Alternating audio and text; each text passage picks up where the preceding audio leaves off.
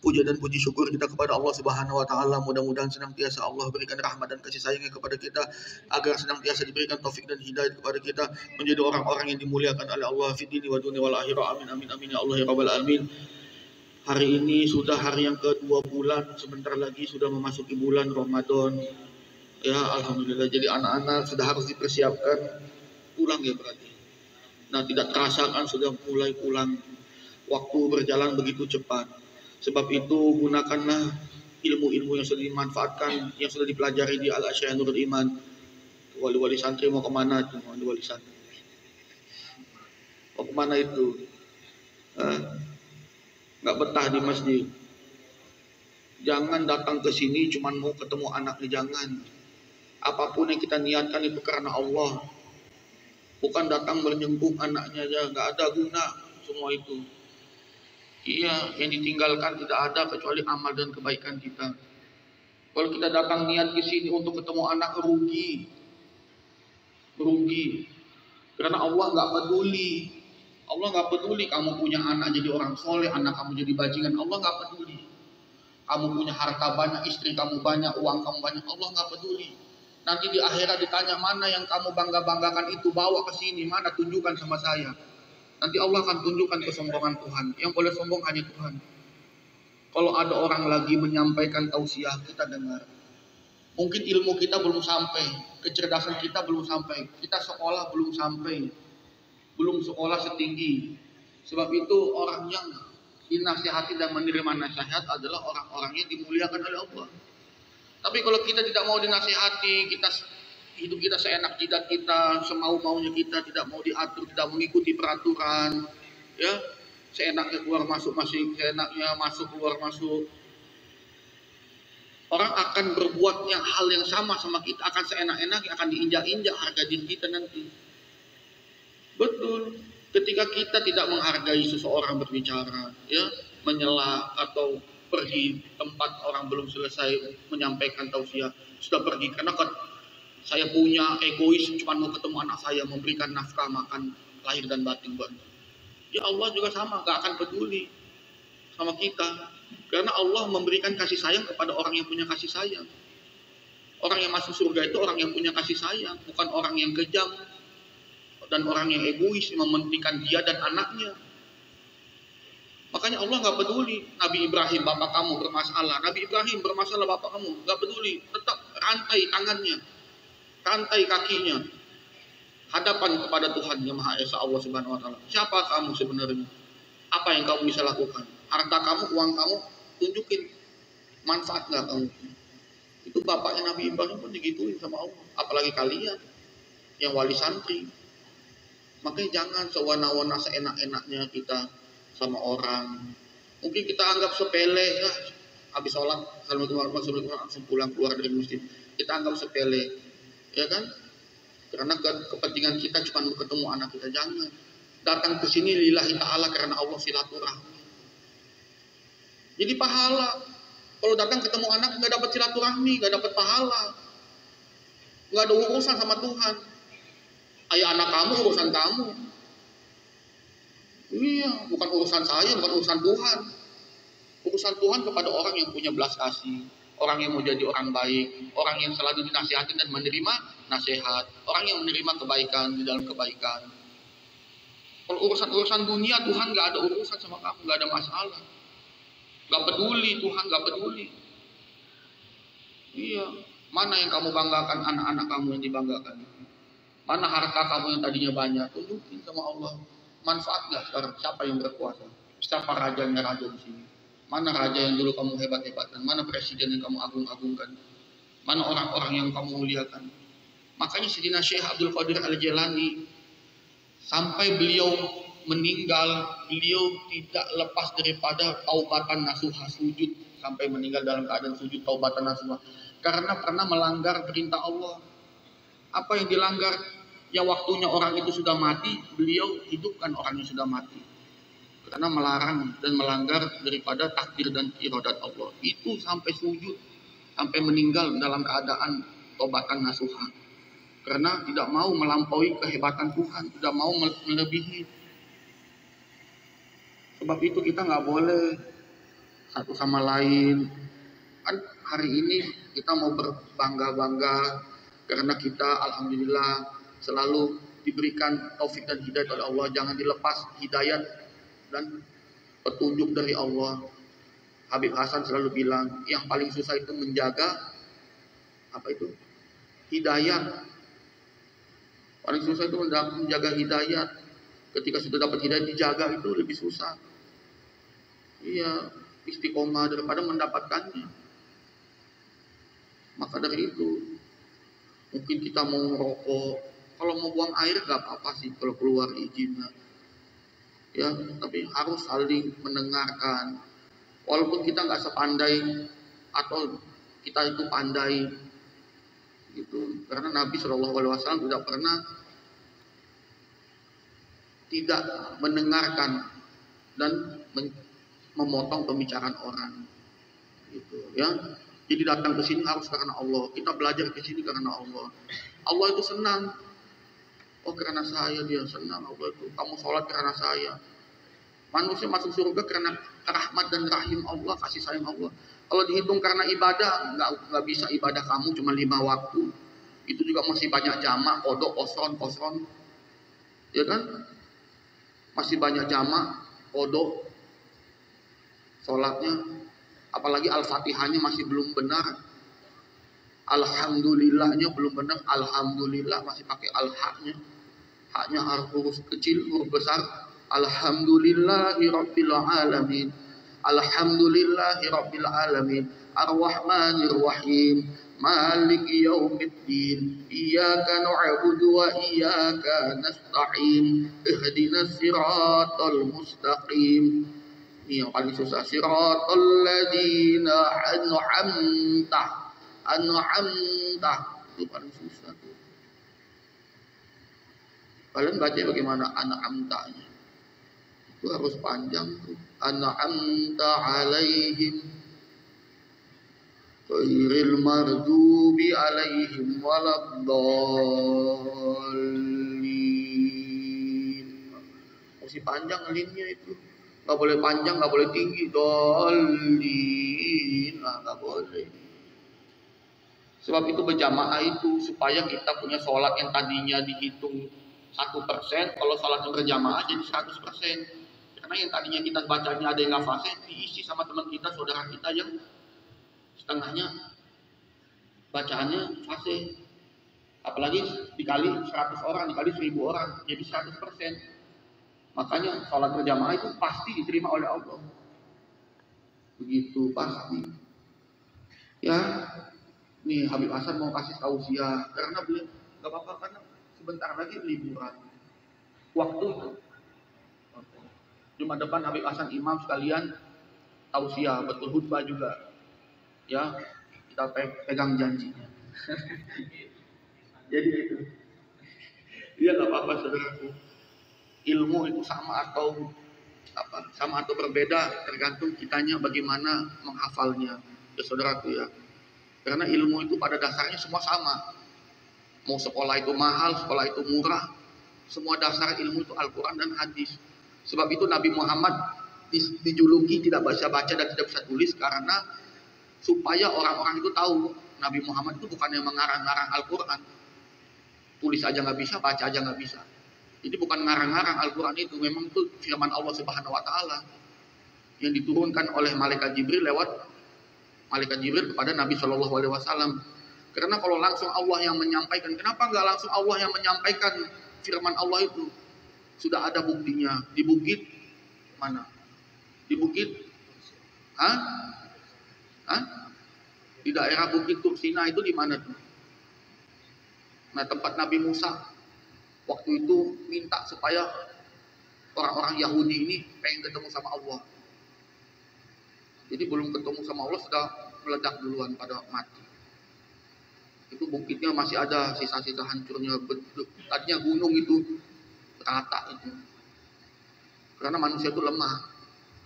Manusia itu lemah. Yang bikin kuat itu adalah semangat dari Allah Subhanahu wa taala, jihad karena Allah, sholat karena Allah. Itu yang bikin kita itu kuat. Makanya jangan sampai niat-niat kita itulah karena duniawi. Saya ingin menafkahkan anak istri saya cari uang menafkahkan. Lillahi ta'ala, menafkahkan itu karena Allah. Mencari rezeki itu karena Allah. Ya. Terus sebelum pulang jangan lupa banyak hafalat juz amma. Dari amma yatasaalun sampai iya. Mesti hafal takut udah jadi imam di rumah. Ya kan? Terus hafal doa juga. Hafal enggak? Alhamdulillahirabbil alamin hamdan wa afini amma yu'adzul majidah ya rabbana wa alhamdu kama yu'ini di jalan wajhikal karim wa adi sultanik.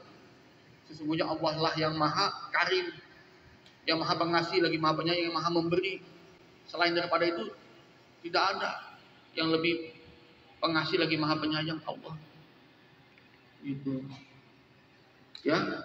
Terus apalagi sebelum bulan puasa, khutbah, yang mau khutbah persiapkan khutbahnya. Yang hafalan Qur'annya persiapkan hafalan Qur'annya supaya di rumah nanti nggak malu-maluin. Nggak malu-maluin. Kalian tuh sebenarnya orang-orang pintar, cuman kurang percaya diri. Kenapa kurang percaya diri? Karena itu tidak yakin hidupnya, takut miskin, ya kan? Takut miskin itu takut apa lagi? Takut apa lagi? Takut sama dunia, nggak yakin gitu. Allah itu maha pengasih maha penyayang. Terus kurang berdoa. Kalau berdoa selesai imam selesai doa, nggak ada doa lagi. Kurang doa, baca makanan baca bismillah, baca doa makan lupa. Ya. Terus apalagi doa masuk kamar mandi, doa mandi Jumat. Orang tua, adik-adik nanti di rumah diajarkan bahasa Arab. Sudah bisa bahasa Arab belum? Sudah bisa ngaji belum? Sudah bisa baca doa belum? Ntar sama orang tua dites itu. Karena orang tua itu pahala terbesarnya adalah anaknya, bukan amalnya. Amalnya bapak sama ibu itu sedikit. Nah, yang menjadi rantai nanti panjang pahalanya itu anaknya. Begitu. Yang mendoakan itu yang tidak putus-putus itu. Makanya di dalam doa itu Rabbana hablana min azwajina wa dzurriyyatina wa qurrata a'yunina waj'alna lil muttaqina imaman. Anak-anak keturunan yang mutakin. Disuruh Allah tuh baca doa itu supaya dapat anak-anak yang menjalankan perintah agama, yang menjauhi semua larangan. Anak-anak yang soleh dan solehah. Begitu. Makanya para nabi-nabi sangat senang, bangga ketika umat itu punya keturunan yang banyak. Apalagi keturunan yang Islam. Memperbanyak umat Islam. Bapak-bapak, ibu-ibu. Dijamin sudah masuk surga, dijamin. Anak-anaknya di pondok pesantren Al-Asyirah Nurul Iman itu sudah dijamin itu masih surga bapak ibunya walaupun dosanya banyak. Iya, setiap anaknya berzikir subhanallah, subhanallah, astagfirullah, astagfirullah, anaknya sholat, malaikat itu nggak jadi pukul di dalam kubur, itu nggak jadi pukul, berhenti dia. Sebab itu Abdullah bin Salul itu ketika mau diazab oleh Allah, Abdullah bin Salul itu kan ketua perangnya Badar dulu, perang Badar, masih keluarganya sahabat punya keluarga. Iya, namanya Abdullah bin Salul, hamba Allah yang membangkang. Bin Salul itu membangkang, suka ngelawan, sudah kelihatan, keras kepala, susah dinasehatin, orang itu sudah bisa kelihatan. Pertama kecil-kecil, lama-lama jadi besar dosanya. Nah, merasa kaya, merasa hebat, banyak istrinya, banyak anaknya, banyak uangnya, pembesar Quraisy lah, pejabat daerah lah bahasanya itu. Ikut perang Badar karena merasa paling hebat dia. Dia mati sama orang kecil, sama orang yang badannya kecil, mati dia. Sudah mati sama Nabi pakai sorban ditutupin mayitnya. Kasihan Abdullah bin Salut ini. Bagaimanapun dia ini ciptaan Tuhan, ciptaan Allah. Ditutuplah sama sorban.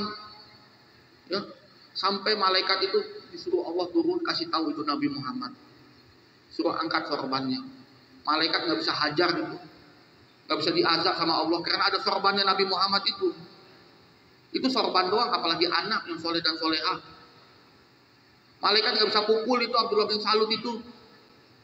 Ya Allah, Engkau Maha Pengasih, Maha Penyayang. Wahai Nabi Muhammad, saya lebih tahu. Allah itu lebih tahu kejahatan Abdullah bin Salut itu. Dia bunuh banyak orang itu, orang Muslim dibunuh sama dia. Nggak ada kasihan sama orang psikopat begitu kan, pembunuh berdarah dingin. Banyak orang Islam dibunuh sama dia. Kamu nggak tahu apa-apa Muhammad, angkat sorban kamu. Itu saking baiknya Nabi Muhammad, orang kafir pun yang jahat pun masih dibela-belain sama Nabi, apalagi orang Islam. Makanya nggak ada alasan tidak suka sama Nabi itu. Nggak ada alasan. Orang kafir aja dibela sama dia, apalagi orang Islam. Angkat, baru diangkat sorbannya, baru bisa malaikat gebuk itu Abdullah bin Salut itu dalam kuburnya. Ya, kalau enggak, malaikat nggak berani pukul Abdullah bin Salut itu. Setelah Allah kasih tahu Abdullah bin Salut itu banyak bunuh orang, ya. Makanya kita alhamdulillah nggak ada yang bunuh orang di sini. Orang baik-baik semuanya, wali-wali santri datang anaknya ke sini. Itu menunjukkan berarti kakek-kakek kita, nenek moyang kita doanya itu kabul, punya keturunan anak-anak yang soleh dan soleha. Itu doa nenek moyang kita itu. Nggak ada yang sia-sia di dalam berdoa, ya. Sekarang kurang apa hidup? Rumah, ada yang sudah punya rumah belum? Sudah punya rumah belum wali-wali santri? Punya, alhamdulillah punya rumah, alhamdulillah. Kendaraan, motor, alhamdulillah masih ada motor. Ada yang punya mobil? Alhamdulillah ada tuh yang punya mobil odong-odong. Yang penting mobil, kendaraan, ya kan? Iya. Uang, punya uang, walaupun sedikit tapi punya. Anak punya, ada 10. Bapak itu anak 10. Punya anak, alhamdulillah semuanya Allah kasih kan. Memang dunia ini berat, bukan berat dalam segi ekonomi, enggak. Tapi bersyukur atas apa yang Allah berikan. Bukan Allah itu berikan harta kita sedikit itu Allah nggak sayang, supaya kita itu hisabnya itu ringan. Iya, kan pejabat-pejabat itu, pemerintah itu, pemimpin itu akan membawa bendera. Mereka akan punya pengikut-pengikutnya masing-masing, dan mereka akan membawa bendera apa itu namanya? Bendera apa itu namanya? Hianat. Bendera hianat. Siapa yang mereka hianati? Rakyat yang mereka hianati. Nah, makanya jangan sampai menjadi orang-orang yang seperti itu, berkhianat. Makanya alhamdulillah dikasih jadi begini miskin, gak jadi orang kaya. Mungkin kalau jadi orang kaya bisa jadi hianat, bisa jadi koruptor, lebih banyak lagi korupsinya. Waktu miskin, zuhud, sudah lihat harta banyak, ini kesempatan saya miskin menjadi kaya, sekaya-kayanya, mengambil harta sebanyak-banyaknya. Nah itu bukan berarti hidup yang berkah. Makanya saya suka bilang sama ustadz, orang-orang sudah berangkat banyak yang pergi haji, ada yang 2 kali, ada yang 3 kali. Rata-rata orang kaya-kaya itu pergi haji terus. Saya sedih. Selalu saya bermunajat sama Allah, saya berzikir sama Allah. Ya Allah, saya selalu meminta petunjuk sama Allah. Ke orang-orang ini curang gitu. Sudah haji, pergi lagi haji, berkali-kali haji. Gak kasih kesempatan kita yang belum haji ini. Akhirnya tempat kita diambil sama mereka, sedangkan di tanah apa namanya? Kalau kita itu Padang Arafah, itu kan terbatas. Padang Arafah itu terbatas, keluar dari batas itu nggak bisa jadi haji. Padang Arafah itu tempat kita bermunajat sama Allah, minta ampun, beristighfar, salat sunat, tobati nasuha. Itu namanya Padang Arafah, duduk-duduk, tidur-tidur di situ, makan-makan kurma, meminta ampun sama Allah. Pejabat-pejabat enak, anak-anak istrinya ikut, DPR, wali kota, bupati, gubernur, presiden, wakil presiden, menteri-menteri sudah berangkat lagi. Kita yang belum diambil tempatnya sama mereka. Ya Allah, bagaimana ya Allah? Muncullah dalam hati, dalam tidur saya tuh. Mereka itu saking banyaknya harta ya. Saking banyaknya harta, mereka mau membersihkan dosa-dosa mereka dengan berangkat pergi haji. Sedangkan mereka itu dosa dengan rakyat. Bayangkan. Ada suara seperti itu. Gak tahu itu suara malaikat atau suara siapa itu. Orang soleh apa siapa, gak tahu. Sedangkan mereka itu banyak berdosa dengan rakyat. Makanya hati-hati.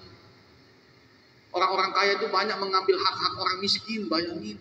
Dalam suara itu.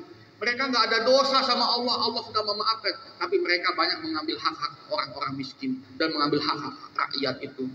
Mereka harusnya minta maaf dan minta ampun sama orang-orang yang mereka zolimin. Begitu suaranya. Bukan mereka berangkat pergi haji, mereka pergi haji. Allah sudah maafkan. Allah sudah ampuni dosa-dosa mereka. Cuma dosa-dosa mereka sama rakyat yang mereka tipu. Yang mereka ambil hartanya. Yang mereka zolimi hartanya. Orang-orang yang diambil hartanya. Orang-orang kaya yang mengambil hak-hak orang miskin. Mengambil hartanya orang-orang miskin. Yang curang. Itu yang harus mereka perbaiki, bukan berangkat haji. Sholat tobatan nasuha, tobatin nasuha, Allah sudah mengampuni dosa kita. Allah itu lebih sayang daripada kedua orang tua kita. Sayangnya Allah itu. Makanya kata Habib Hasan yang paling berat itu, dosa sesama manusia. Makanya Habib Hasan selalu kalau ketemu maaf, saya juga maaf lahir batin saudaraku, ya Allah. Saya juga di sini takut ada salah-salah kata, mohon maaf lahir batin. Kalian juga nggak minta maaf juga sama saya. Ya saling memaafkan lah. Jadi suara seperti itu, suara yang memberitahukan mereka kira mereka menghapus dosa-dosa sesama manusia. Begitu. Alhamdulillah saya baru tenang di situ. Pantesan mereka itu bela-belain haji. Bulan haji yang sudah berangkat haji lagi. Karena buat membersihkan dosa-dosa mereka. Sedangkan mereka tidak tahu dosanya mereka itu sesama manusia. Bukan kepada Allah. Mereka cukup haji sekali. Nabi Muhammad SAW haji itu cuma sekali. Bukan berkali-kali. Kalau umrah berkali-kali. Nabi senang umrah. Senang. Karena hiburannya Nabi itu berangkat pergi keliling Mekah, Madinah, ziarah ke makam ibunya, ke makam bapaknya. Jadi pejabat-pejabat orang-orang kaya itu begitu membersihkan hatinya dosanya dengan pergi haji. Sedangkan bukan seperti itu yang benar. Akhirnya mengambil hak-hak orang yang tidak berangkat pergi haji. Padang Arafah terbatas. Dari seluruh dunia orang masuk terbatas. Akhirnya ditempati sama tempat orang-orang itu. Akhirnya kita yang nggak berangkat, yang sudah nabung sampai 18 tahun, suruh tunggu 18 tahun. Ini jadi hantu lah. Karena tempatnya, seatnya, kursinya sudah dipakai sama orang-orang kaya-kaya itu. Mereka bisa bayar 300 juta. Mereka bisa bayar 200 juta buat membersihkan dosa mereka. Padahal mereka punya dosa sesama umat manusia. Makanya Habib Hasan selalu bilang, apa tadi? Sama Allah, hablum minallah dan hablum minan nas. Tadi khutbahnya juga hablum minallah dan hablum minan nas. Makanya kalau mau kaya, silaturahmi, datang ke teman orang yang lebih kaya, ke saudara yang lebih kaya. Jangan gengsi, jangan sombong. Iya. Ini miskin. Miskin nggak? Jangan bilang miskin. Kismin nggak? Ada nggak keluarga yang kaya di keluarga kita? Pasti ada yang kaya satu tuh. Tapi kenapa kita nggak silaturahmi ke dia? Kita nggak main ke sana. Karena kita gengsi. Sudah miskin, sombong lagi. Nah itu. Jangan. Makanya Habib Hasan selalu bilang sama saya, bang, teman-teman banyak kaya-kaya, silaturahmi lah ke sana. Bukannya saya nggak mau, saudaraku. Kadang teman-teman tuh kalau saya datang tuh pasti mereka kasih uang, kasih. Saya nggak enak kalau ke sana, ya Allah. Takut merepotkan mereka. Bener, yang kaya-kaya itu baik-baik, ada yang kasih 20 juta.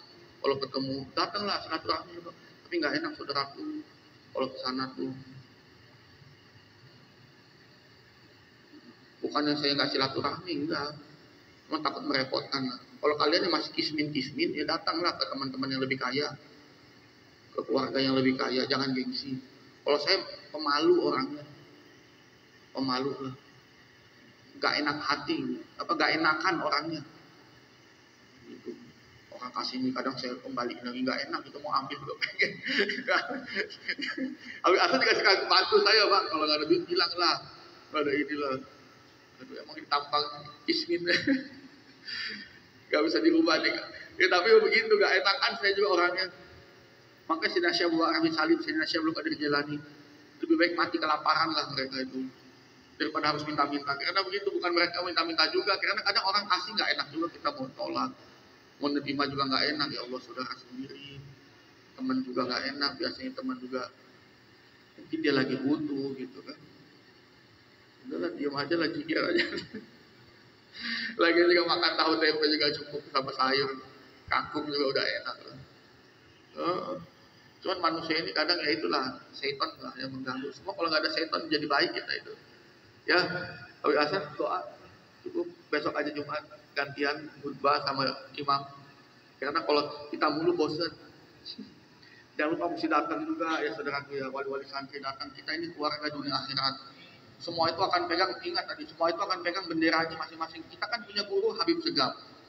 Ntar abah itu yang pegang bendera, mana sini murid-murid saya, wali-wali santri. Itu abah nanti yang panggil. Makanya kita beruntung punya guru yang berani bertanggung jawab. Karena banyak guru-guru di luar sana itu nggak berani bertanggung jawab. Cuman mereka terima uangnya aja, SPP aja. Terima uang aja, setelah uangnya nggak ada, kita nggak sanggup bayar untuk sekolah, udah nggak ada urusan dia sama kita lagi. Kecuali siapa? Makanya dalam hadis Nabi SAW, carilah orang yang ikhlas, yang tidak meminta upah sama kamu. Di dalam menuntut ilmu, di dalam kamu menuntut ilmu kepada beliau. Dia tidak minta duit sama kamu. Itu orang ikhlas. Makanya Abah ada nggak minta duit sama kita? Minta duit atau bikin video, minta uang, donasi, bangun gedung. Ada nggak? Yang kita lihat ustadz-ustadz banyak tuh di TV-TV sekarang atau di YouTube. Minta dana, anak hafal Quran, bikin tahfiz Quran, tempat Quran, minta duit. Sudah jadi tempat Qurannya, yang masuk mesti bayar. Itu bagaimana? Itu urusan Allah. Udah kita yang penting urus diri. Allahu a'lam bishawab. Yang penting bersyukur punya guru yang kayak Abah. Bayangin Habib Hasan mimpi apa pintu neraka. Kalau mau selamat kamu di dunia dan di akhirat, ikutilah Habib Segaf. Bayangin. Habib Segaf sudah nggak ada, bagaimana guru yang sudah tidak ada itu lebih dekat kepada Allah daripada guru yang masih hidup. Orang yang sudah meninggal itu lebih dekat kepada Allah daripada orang yang masih hidup. Gitu. Karena orang yang masih hidup masih ada terbatas penutup badan ini. Sedangkan kalau roh itu sudah langsung kepada Allah. Karena roh itu langsung kepada Allah. Apa dalilnya? Kalau Allah ikhlas roh itu. Kalau orang itu sudah mati, kembali kepada Allah. Apa firman Allah Subhanahu wa taala? Irji'i, ya kan, berangkatlah kalian kemana? Irji'i ila rabbika radiyatan mardiyah. Terus masuklah kepada mana? Kepada kulil jannati. Ya. Nah, apa itu kan artinya? Wahai orang-orang yang Islam, orang-orang yang beriman, roh-roh itu kan kembalinya kemana? Kepada Allah yang menciptakan kan. Ikhlas kalian sesama ikhlas, Allah juga ikhlas. Kalian ridho, Allah ridho. Masuklah kemana tempat kalian orang-orang muslim ke dalam surga. Itu lebih dekat kan berarti sama Allah. Ya udah selesai ya. Jadi banyak bersyukur. Wali-wali santri datang juga, ketemu anaknya, alhamdulillah. Anaknya udah hafal Quran berapa. Masalah makan, masalah minum, ingat transfer ke rekening tabungan anak-anaknya. Jangan dikasih pegang duit. Nanti anak-anaknya pergi keluar jajan atau pergi naik angkot, keluyuran. Makanya ada tabungan anak-anak nurul iman. Kalau dia mau jajan-jajan, ya belanja di koperasi lebih sehat. Ya, karena yang bikin juga orang Islam, pakai peci, pakai wudu. Kalau di luar kita nggak tahu orang Islam atau bukan yang masak. Bener nggak? Kita nggak tahu dia sholat atau enggak. Iya kan? Kalau dia sama Tuhan aja udah nggak sujud, nggak ibadah, apalagi sama manusia. Udah dicampur pipis. Nah, apalagi di Indonesia itu sekarang banyak pakai jampi-jampi, keleni-keleni. Ya kan? Makanya hati-hati kalau makan itu. Makanya Abah itu selalu bilang hati-hati kalau makan di luar. Iya. Aku dipakai pelaris. Iya. Habib Hasan kan pernah cerita, pernah makan di satu warung sate. Bayangin sate yang disebut namanya. Gelap tempatnya, pas makan pada kesurupan orang yang makan. Masih mending kesurupan. Kalau jadi ada yang aneh-aneh lagi, nah bahaya lagi kan. Makanya kalau makan tuh baca bismillah. Kalau bisa itu lihat orangnya Islam apa enggak, halal enggak makanannya. Kalau di sini kan sudah pasti halal, roti, makannya roti kayak Nabi kan makannya roti, nggak makan apa. Kalau mau cari rezeki cari di luar, kalau mau berdagang di luar, insya Allah lebih berkah. Allah pasti kasih jalan yang terbaik. Kalau kita itu mencari jalan yang rezeki yang halal, pasti Allah tunjukkan jalan yang halal.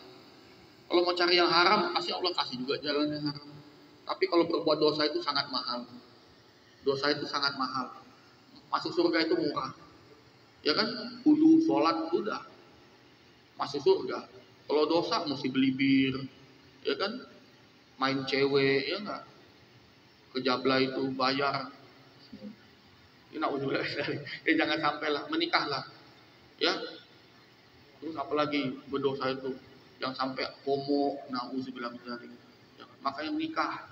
Setelah dari pesantren lulus sarjana S1 menikah, di sini pasti lulus. Pasti lulus, nggak ada nggak lulus, ulang lagi nggak ada. Pasti lulus sarjana S1 di sini karena ikut hadisnya Nabi Shallallahu Alaihi Wasallam.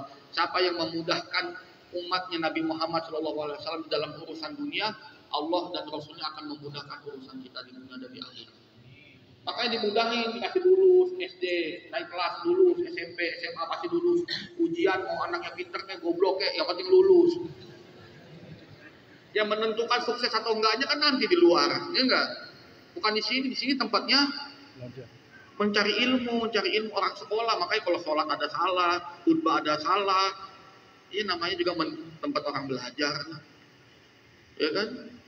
Yang penting jangan berbuat dosa. Iya, dosa itu ya kata Abi Hasan, jangan ada bully. Kalau kata Umi Wahidah, Inti Haji Abdul Rahman, jangan ada merasa senior. Ya, udah jam berapa? Nah, udah selesai. Mudah-mudahan bermanfaat. Salu sunnah ba'dal Jum'ah. Wabillahi taufiq wal hidayah. Wassalamualaikum warahmatullahi wabarakatuh.